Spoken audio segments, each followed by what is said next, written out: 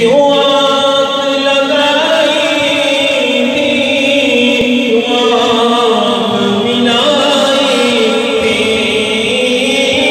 کیوں آگ لگائی تھی، کیوں آگ ملائی تھی، اب رخ کو چھپا بیٹھے، اب رخ کو چھپا بیٹھے، کر کے مجھے دیوانہ بے خود کیے دیتے ہیں، انداز جانا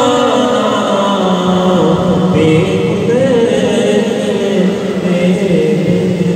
نعرہ تکبیر، نعرہ رسالت، نعرہ رسالت، نعرہ حیدری، نعرہ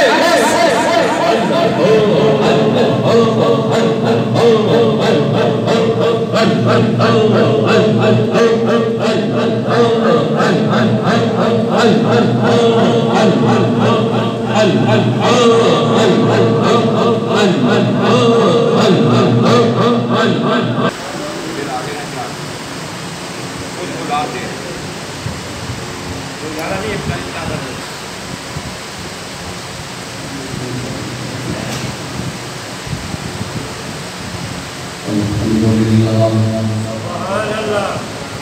نحمده ونصلي ونسلم على رسوله الكريم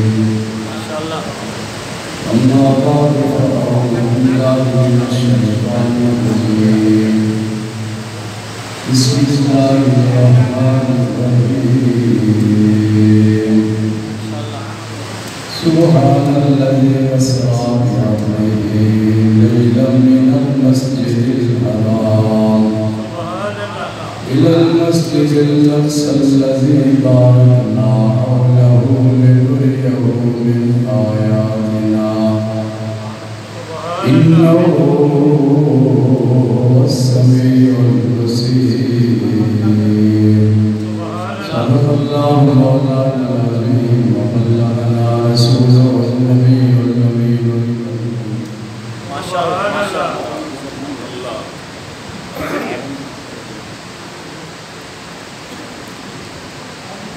انتہائی محبت کے ساتھ بلند آواز سے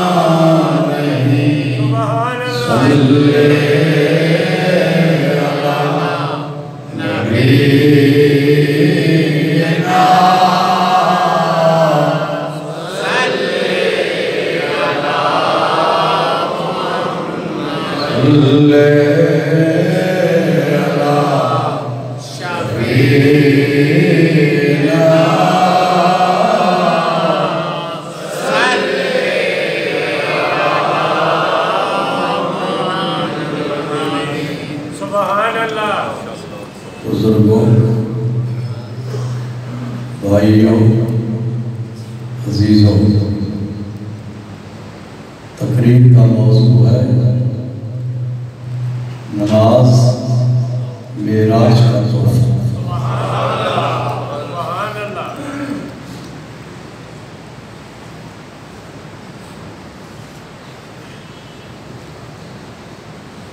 ستائیسویں رجب کو اللہ تعالیٰ نے حضور صلی اللہ علیہ وسلم کو معراج جسمانی کا عظیم الشان معجزہ عطا فرمایا۔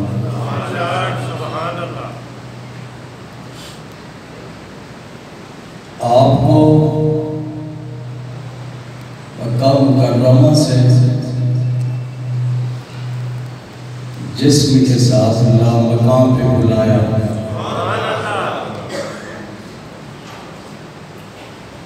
لامقام پہ بلا کر اپنا دیدار کروایا۔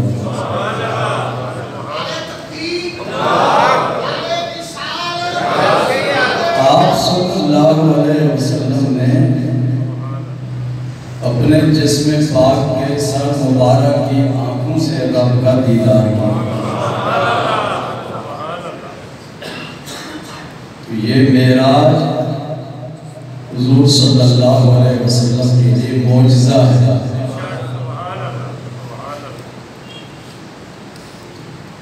آپ کا معراج کیا ہے؟ لامقام پہ گئے، رب کا دیدار کیا اور فرمایا مومن کی معراج نماز ہے۔ مومن کی نماز معراج ہے۔ کیسے؟ آج ریاض سے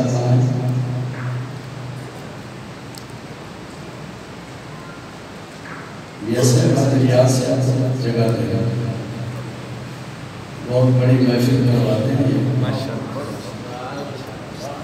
معراج شریف کی معراج شریف نماز مومن کے لیے کس نے کہا؟ حضور صلی اللہ علیہ وسلم۔ اور حدیث پاک میں ہے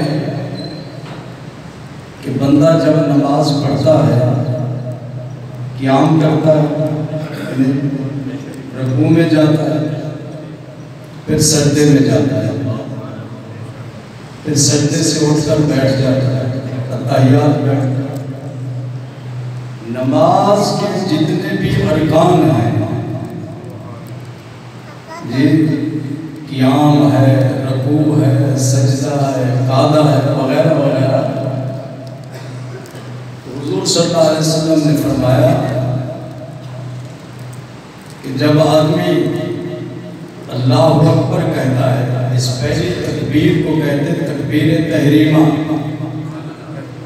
جب اللہ اکبر کہتا ہے تو اللہ کی بارگاہ میں پہنچ جاتا ہے، اللہ کی، اور اسے اللہ کا قرب حاصل ہوتا ہے، اللہ کے نزدیک ہو جاتا ہے، اللہ کے نزدیک ہو جاتا ہے۔ لیکن ارشاد فرمایا محسوس ہے کہ سب سے نماز کے تمام ارکان میں سب سے زیادہ جس رکن کے ذریعے اللہ تعالیٰ اس کے زیادہ قریب ہوتا ہے وہ سجدہ ہوتا ہے۔ رکوع کے ذریعے بھی رب کے قریب، قیام کے ذریعے بھی رب کے قریب، اتحیات کے ذریعے بھی وہ رب کے قریب ہے، لیکن اس کو زیادہ رب کا قرب حاصل ہوتا ہے سجدے کی حالت میں۔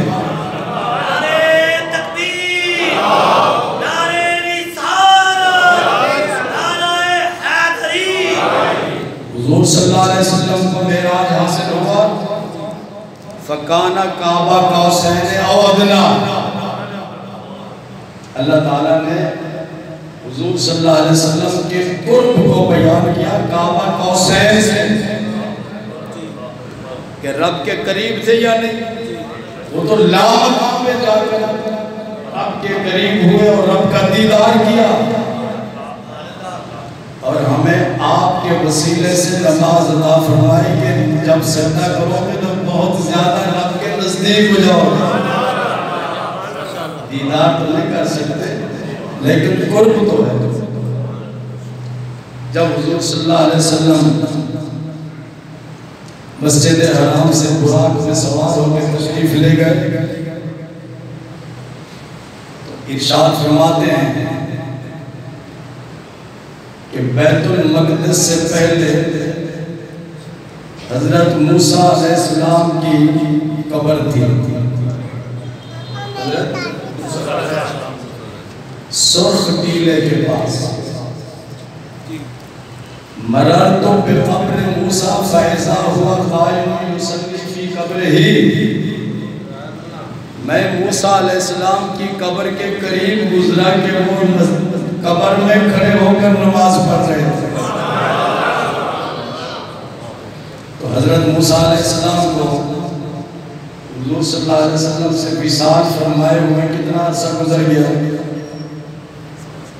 عمران یا سے 3000 سال سے پہلے، 3000 سال سے زیادہ عرصہ گزر چکا تھا، آپ کو وصال فرمائے ہوئے۔ کس کو؟ اور حضور صلی اللہ علیہ وسلم فرماتے ہیں کہ میں نے موسیٰ علیہ السلام کو دیکھا کہ قبر میں کھڑے ہو کر نماز پڑھا۔ آپ جب قبرستان میں جاتے ہیں میانی صاحب کے کسی اور قبرستان میں کبھی دیکھا مردے کو؟ نہیں دیکھا، نہ دیکھ سکتے ہیں۔ حضور صلی اللہ علیہ وسلم کی نگاہ پاک اور رب نے یہ وسعت عطا فرمائی کہ قبر کے اندر جو مردہ ہے اس کو بھی آپ دیکھ رہے ہیں کہ کس حال میں ہے۔ تو حضرت موسیٰ علیہ السلام تو اس دنیا سے رخصت ہو چکے تھے، لیکن رب نے ہر نبی کو قبر کے اندر اور ہر ولی کو بلکہ عام آدمی کو بھی قبر میں زندگی عطا کی۔ صرف نبیوں کی بات نہیں، عام آدمی، وہ عام آدمی منافق ہو، کافر ہو، مشرک ہو، قبر میں زندہ ہوتا ہے۔ قبر میں کیا اس سے فرشتہ سوال نہیں کرتا؟ بولو بتائیں بھی، فرشتہ سوال کرتا ہے کہ 3 سوال کرتا ہے، یہ نہیں کرتا؟ اگر وہ زندہ نہیں ہے تو سوال کی بولنے سے کیسے ہو سکتے ہیں؟ نہیں، پھر سوال صرف نبی سے یا ولی سے یا مومن سے ہو، ہر ایک سے ہوتا ہے کہ نہیں؟ حدیث پاک میں حضور صلی اللہ علیہ وسلم نے ارشاد فرمایا کہ جب تم مردے کو دفن کر کے واپس لوٹتے ہو، انہو یسمعو قرآن علیہم، جب تم مردے کو دفن کر کے واپس لوٹتے ہو، کہ وہیں بیٹھے رہتے ہو، واپس آتے ہو کہ نہیں؟ چلنے کی قدموں کی آواز ہوتی ہے یا نہیں؟ تو حضور صلی اللہ علیہ وسلم فرماتے ہیں کہ وہ مردہ جو کئی ٹن مٹی کے نیچے دبا ہوا ہوتا ہے وہ تمہارے جوتوں کی ہلکی آواز کو سن رہا ہوتا ہے۔ کیوں جی؟ اگر بالکل ختم ہو چکا ہے تو وہ کیسے سنتا ہے آواز کو؟ جی، جو زندہ ہوتا ہے وہی سنتا ہے، جو زندہ نہ ہو وہ نہیں سنتا۔ تو اس میں تخصیص نہیں ہے کہ ولی ہو، مومن ہو، متقی پرہیزگار ہر شخص، کئی گناہگار بھی تو ہوتے ہیں، سود خوار بھی ہوتے ہیں، ہم جنازہ پڑھ کے دفن کر کے واپس آ جاتے ہیں۔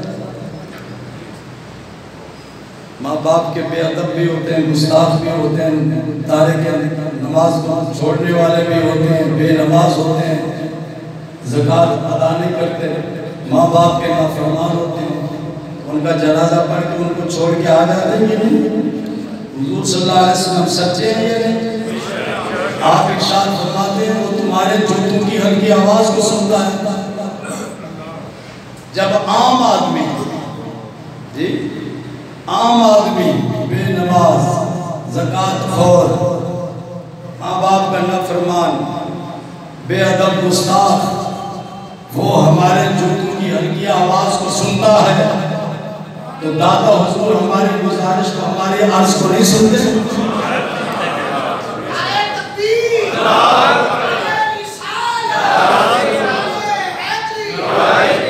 کہتے ہیں جی وہ تو مار کے مٹی میں مل گئے تو تم داتا حضور کیوں جاتے ہو، میاں میر صاحب کیوں جاتے ہو، فلاں جگہ کیوں جاتے ہو؟ نہیں سمجھ، عام مردہ ہمارے جوتوں کی ہلکی آواز کو سنتا ہے تو اللہ کے ولی ہماری عرض کو کیوں نہیں سنتے؟ تو حضور صلی اللہ علیہ وسلم نے فرمایا میں نے دیکھا کہ موسیٰ علیہ السلام قبر میں کھڑے ہو کر نماز پڑھتے ہیں۔ موسیٰ علیہ السلام 3000 سال پہلے وصال فرما گئے، جتنے بھی نبی گزرے سب وصال فرما گئے تھے کہ نہیں؟ سوائے حضرت عیسیٰ علیہ السلام، تو سب اپنی اپنی قبروں میں موجود ہیں، زمین پر کے نہیں۔ حضور صلی اللہ علیہ وسلم فرماتے ہیں جب میں بیت المقدس پہنچا تو تمام انبیاء علیہ السلام میرے استقبال کے لیے آئے، ان کی روحیں نہیں اپنے جسموں کے ساتھ آئے ہوئے تھے۔ نعرہ تکبیر، نعرہ رسالت، نعرہ حیدری۔ کیسے آئے؟ اپنی قبروں کو چھوڑ کر لال دن کیسے آ گئے؟ یہ کیسے شیسے کا ہمیں پتہ نہیں ہے، اللہ ان کو لایا، اور اللہ تو ہر چیز پر قادر ہے، اس کی قدرت پر ہم اعتراض نہیں کر سکتے۔ پھر آپ نے نماز پڑھائی، امامت آپ نے کروائی، سارے نبی آپ کے مقتدی بنے، پھر تمام نبیوں میں سے ہر ایک نے حضور صلی اللہ علیہ وسلم کی بارگاہ میں ہدیہ تبلیغ پیش کیا، خطبہ استقبالیہ پیش کیا۔ آپ ارشاد فرماتے پھر میں وہاں سے جبریل کے ساتھ پہلے آسمان پہ گیا، وہاں آدم علیہ السلام نے میرا استقبال کیا، قبر میں بھی آدم علیہ السلام، بیت المقدس میں بھی آدم علیہ السلام، اور پہلے آسمان پر بھی آپ سے پہلے پہنچ گئے۔ پہلے کیسے پہنچے ہمیں پتہ نہیں ہے، رب سے پوچھو، وہی لے گیا تھا نا۔ پھر اسی طرح آگے چلے جائیں، دوسرے آسمان پہ حضرت عیسیٰ علیہ السلام، حضرت یحییٰ علیہ السلام، چھٹے آسمان پہ حضرت موسیٰ علیہ السلام۔ موسیٰ علیہ السلام قبر میں بھی، بیت المقدس میں بھی، چھٹے آسمان میں، اور ساتویں آسمان پہ حضرت ابراہیم علیہ السلام جی، اپنی قبر میں بھی، بیت المقدس میں بھی، اور ساتویں آسمان میں۔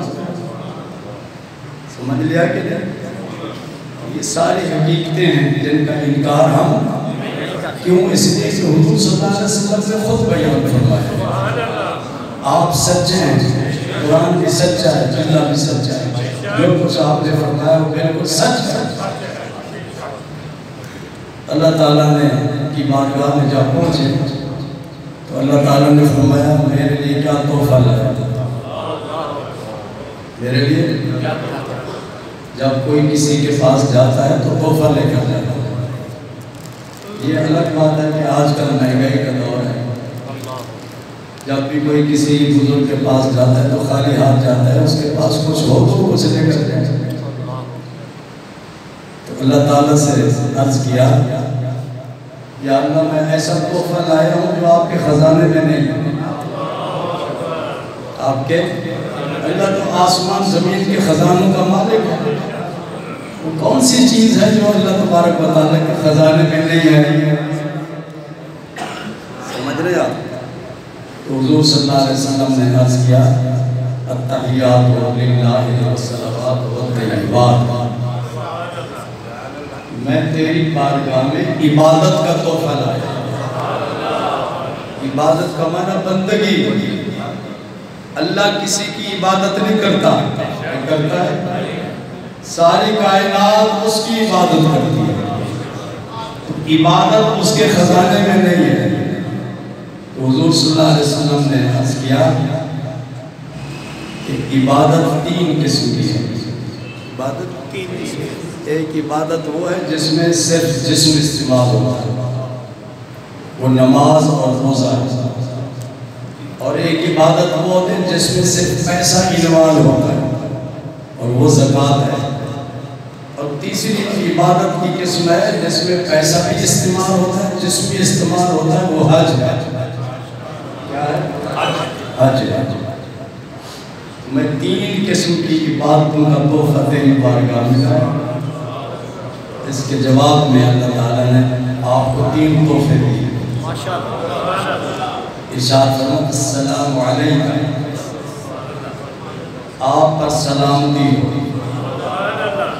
آپ کے لیے سلامتی، ورحمت اللہ، اللہ کی رحمت، وبرکاتہ، اور اس کی برکتیں۔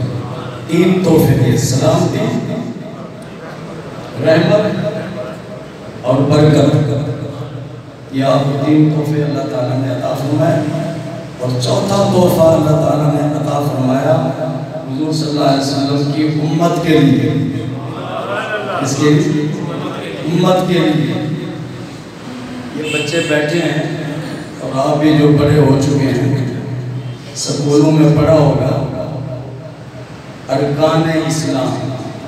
کیا پہلا رکن کیا ہے پروفیسر صاحب؟ اسلام کا پہلا رکن ہے لا الہ الا اللہ محمد رسول اللہ۔ دوسرا رکن نماز، تیسرا روزہ، زکوٰۃ، حج، یہ پانچ رکن ہیں۔ اللہ تعالیٰ نے لا مقام پہ معراج کی رات حضور صلی اللہ علیہ وسلم کی امت پر نہ زکوٰۃ فرض کی، نہ روزہ فرض کیا، نہ حج فرض کیا، نماز فرض کیا۔ اسی لیے حضور صلی اللہ علیہ وسلم نے ارشاد فرمایا الصلاۃ معراج المومنین، کہ نماز مومن کے لیے معراج ہے، کہ جب آدمی نماز پڑھتا ہے، اللہ اکبر کہتا ہے، تو اللہ تعالیٰ کی بارگاہ میں حاضر ہو جاتا ہے، اور اس کو چاہیے کہ پوری توجہ اللہ تعالیٰ کی ذات کی طرف اس کی ہونی چاہیے۔ یہ نہیں ہے کہ دکاندار ہے تو دکان کی طرف اس کی توجہ ہے، دفتر میں بیٹھتا ہے تو دفتری معاملات میں اس کی توجہ ہے، نہیں، پوری توجہ اس کی رب ذوالجلال کی طرف ہونی چاہیے۔ اور جس نے پوری توجہ کے ساتھ اپنے رب کی نماز ادا کی، وہ داتا گنج بخش بن جاتا ہے، وہ شکر گنج بن جاتا ہے، وہ شیخ عبدالقادر جیلانی بن جاتا ہے، وہ جنید بغدادی بن جاتا ہے، وہ شیخ شہاب الدین سوربردی بن جاتا ہے، خواجہ بہاؤالدین نقشبند بن جاتا ہے، مجدد ثانی بن جاتا ہے، وہ شیر ربانی بن جاتا ہے۔ پوری توجہ کے ساتھ رب کی طرف پہلے اچھی طرح وضو کرو کہ جسم کا کوئی حصہ خشک نہ رہے، پوری توجہ کے ساتھ پوری طرح وضو کرو، وضو کرنے کے بعد نماز پڑھو، اور نماز میں پوری توجہ اللہ کی طرف ہو، انسان جب نماز پڑھے تو اس کا تعلق مخلوق سے کٹ جائے اور خالق کی طرف متوجہ ہو جائے، تو ایسی نماز اس کی روحانیت کو بلند و بالا کر دیتی ہے اور اسے رب کا بہت زیادہ قرب حاصل ہو جاتا ہے۔ اسی لیے فرمایا کہ الصلاۃ معراج المؤمنین، کہ نماز مومنین کے لیے معراج ہے۔ اللہ تبارک و تعالی ہمیں باقاعدگی کے ساتھ اور شریعت کے بتائے ہوئے طریقے کے مطابق نماز ادا کرنے کی توفیق عطا فرمائے۔ وآخر دعوانا الحمدللہ۔